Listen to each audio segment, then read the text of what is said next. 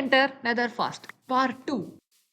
So நான் டோட்டலாவே பார்த்தீங்கன்னா, speed ரன்னிங்க தான் கவர் பண்றேன். அதே மாரி நெதர்ல பண்றதுக்கு ஏகப்பட்ட விஷயம் இருக்கு. அதுக்கெல்லாம் கொஞ்சம் வார்ம் அப் பண்றதுக்காக தான் இந்த வீடியோ நான் போஸ்ட் பண்ணியிருக்கேன். ஸோ நாம இப்ப எத பத்தி பார்க்க போறோம்னா, பேஸ்டியன்ஸ பத்தி பார்க்க போறோம்.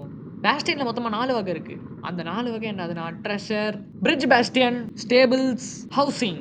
நெக்ஸ்ட் 4த்தையும் எப்படி கண்டுபிடிக்கிறதுன்னு பார்ப்போம். ஸோ இப்படி லாவா பூல்ஸாவும் ஒரு பெரிய டப்பா ஆட்டம் இருந்துச்சுன்னா, அதுதான் ட்ரெஷர் பேஸ்டியன். ஏன்னா அந்த டப்பாக்குள்ள ஏகப்பட்ட கோல்டு இருக்கும். பிளஸ் மேக்மா ஸ்பானரும் இருக்கும். Next bridge bastion. இந்த பேஸ்டியனோட ஆரம்பமே பிரிட்ஜ்ல தான் ஆரம்பிக்கும். அதே மாரி அந்த பிரிட்ஜுக்கு மேல நெறைய கோல்டு இருக்கும். இந்த பேஸ்டியனுக்கு பின்னாடியும் ஒரு ஸ்மால் பிரிட்ஜ் ஆட்டமே இருக்கும். இதுதான் ஸ்டேபிள்ஸ். இதுக்கு வெளில பார்த்தீங்கன்னா, இப்படி குட்டி குட்டி வீடாட்டம் இருக்கும். இதுக்குள்ள டோட்டலா ஹாக்லின்ஸ் மட்டுமே இருக்கும். இதுதான் ஃபைனல் பேஸ்டியன் ஹவுசிங். ஸ்டேபிள்ஸ்ல எப்படி வெளியில ஹாக்லின்ஸ் இருந்துச்சோ, அதே மாரி இதுல வந்து டோட்டல் பிக்லின்ஸே இருக்கும். நாம ஏன் பேஸ்டியன பத்தி தெரிஞ்சுக்கிறோம்னு கேட்டீங்கன்னா, பேஸ்டியன்ல பார்த்தீங்கன்னா நெறைய பிக்லின்ஸ் இருக்கும். அண்ட் பிக்லின்ஸ் கிட்ட நீங்க கோல்டு குடுத்தீங்கன்னா, அவங்க உங்களுக்கு என்டர்பல்ஸ் குடுப்பாங்க. ஸோ நாம நெக்ஸ்ட் வர பார்ட்ல எப்படி இந்த பேஸ்டியன்ஸ லூட் பண்றது, அப்புறம் இந்த பிக்லின்ஸ் கிட்ட இருந்து ஃபாஸ்ட்டா என்டர்பல்ஸ் வாங்குறதுன்றத பார்ப்போம். இந்த வீடியோ புடிச்சிச்சுன்னா லைக் பண்ணுங்க, ஷேர் பண்ணுங்க, சப்ஸ்கிரைப் பண்ணிக்கோங்க. அண்ட் பாய் பாய்.